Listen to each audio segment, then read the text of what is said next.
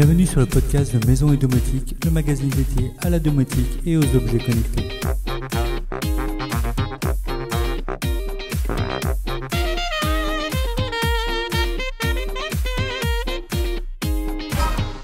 Salut les amis! Comme chaque semaine, je vous propose aujourd'hui le débrief sur l'actualité du blog et de la domotique en général, mais également des sujets autour de la maison, de la finance et la high-tech. Côté maison connectée, je vous ai proposé cette semaine le test du robot aspirateur Yidi Vac 2 Pro. Yidi est une marque du groupe Ecovacs, bien connue dans le domaine des robots domestiques.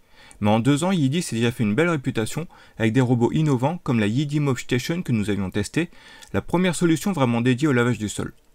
Le Vac 2 Pro innove lui aussi grâce à une détection d'obstacles par lumière structurée en 3D.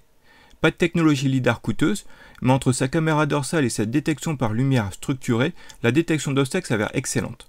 Le robot s'adapte rapidement, même vis-à-vis des petits objets, comme par exemple une boîte d'allumettes sur le sol, ou encore au passage des animaux domestiques devant lui. Il ralentit, sait les éviter, et emprunte un autre chemin pour poursuivre sa tâche de nettoyage. Ce modèle est également équipé d'une mop vibrante. La serpillière fait 480 mouvements de frottement du sol par minute pour détacher même les taches incrustées. Un fonctionnement beaucoup plus efficace que celui des robots qui se contentent de traîner une mop derrière eux. À un tarif de 400 €, c'est un très bon modèle moyenne gamme. A noter qu'il est possible d'avoir également en option une station de vidage automatique que j'ai également présentée dans le test.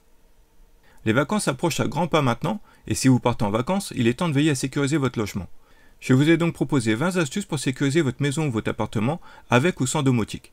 Cela passe parfois par des choses toutes simples, comme veiller à bien verrouiller toutes ses portes et fenêtres en les renforçant avec des barres de sécurité, des crémaillères verrouillables ou encore des verrous pour baies vitrées. Vérifiez que les différentes caméras fonctionnent bien et que leur champ de vision n'est pas obstrué. Vérifier l'état de l'alarme et le niveau des piles. Mettre en place une simulation de présence si on dispose d'un système domotique capable d'ouvrir et fermer les volets, allumer les lumières et diffuser de la musique. Mais cela est également réalisable si on ne possède que quelques ampoules connectées. Ne rangez pas trop votre jardin non plus. On saura immédiatement que vous êtes parti. Une maison habitée vit. Laissez une paire de chaussures traîner, la bicyclette d'un enfant, etc. comme si vous étiez toujours présent. Et si vous avez un robot tondeuse, faites en sorte qu'il travaille en votre absence, car une pelouse non tondue depuis 15 jours est une indication aussi de l'absence des propriétaires. Bref, vous retrouverez toutes ces astuces dans l'article dédié que je fais évoluer au fur et à mesure des années. Concernant la maison, je vous ai présenté mon installation photovoltaïque installée depuis 2 mois sur mon chalet qui se trouve au fond des bois, vous savez, le fameux terrain de loisirs. Une installation qui nous permet d'être totalement autonome en électricité, mais parce que nous avons aussi des besoins limités. Le chauffage se fait au poêle à bois, l'eau chaude et la cuisine au gaz. Ainsi, une petite installation photovoltaïque avec 2 batteries nous permet d'être totalement autonome. C'est possible aussi pour de plus gros besoins, mais avec un budget en conséquence bien sûr. Je vous explique donc comment déterminer vos besoins et installer tout cela vous-même, même sans rien y connaître. Tout le projet a été validé en amont par un technicien, il suffit de suivre le plan de montage. Enfin, l'article finance de la semaine a porté sur un placement que j'aime beaucoup, Golden Way. Il s'agit ici d'investir dans de l'or. On achète un certificat à partir de 50 € échangeable contre de l'or. Tant qu'on ne l'échange pas, la société travaille avec notre argent, notamment pour exploiter sa propre mine d'or, et nous verse un bonus chaque semaine, chaque mois, chaque trimestre, ou à la fin de l'année en fonction de ce qu'on a choisi.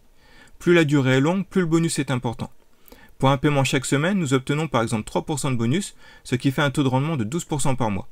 À la fin de l'année, on peut récupérer au choix notre lingot d'or, ou récupérer notre capital de départ avec une décote de 20% toutefois. Mais ce n'est rien à côté des bonus encaissés toute l'année. L'or a toujours été une valeur refuge et une des seules choses dont le prix ne fait qu'augmenter. C'est donc un placement que je trouve très intéressant. Enfin, je vous rappelle qu'un concours a lieu en ce moment permettant de gagner des produits connectés Konix, notamment un interrupteur connecté pour voler et une prise connectée avec mesure de consommation. N'oubliez pas de participer avant dimanche soir. Du côté de nos collègues, la période a été bien remplie également. Domadou nous a présenté le petit module Z-Linky pour lire la téléinfo sur son compteur Linky que je vous avais moi-même présenté il y a peu de temps. On découvre également comment piloter 4 appareils avec le Shelly Pro 4M. Domoblog nous fait profiter de l'été en nous expliquant comment intégrer son spot connecté Bestway à Home Assistant, ainsi qu'en connectant la climatisation grâce à Tado pour ne pas avoir à subir la canicule du moment. Udom nous explique comment intégrer Tuya à JDOM, ce qui permet ainsi d'intégrer de très nombreux appareils à nos systèmes domotiques. Techno727 nous présente une sonde déportée en Zigbee, utile pour par exemple suivre la température de son congélateur, une idée intéressante pour surveiller tout ça pendant les grosses chaleurs. Et Devotix nous présente la sonnette connectée DIO B02. Encore beaucoup de sujets très intéressants comme on voit. Enfin, les bons plans du moment. Ce week-end, pour la fête des pères, les prix fondent au soleil chez Domadou, avec notamment 22% sur la gamme de périphériques Sun-Off, 20% sur les périphériques Wux, qui comprennent notamment un contrôleur d'arrosage ou encore une guirlande connectée en Zigbee, ou encore 10% sur les nouveaux périphériques Zeus, des périphériques Z-Wave qui proposent déjà habituellement des tarifs très agressifs.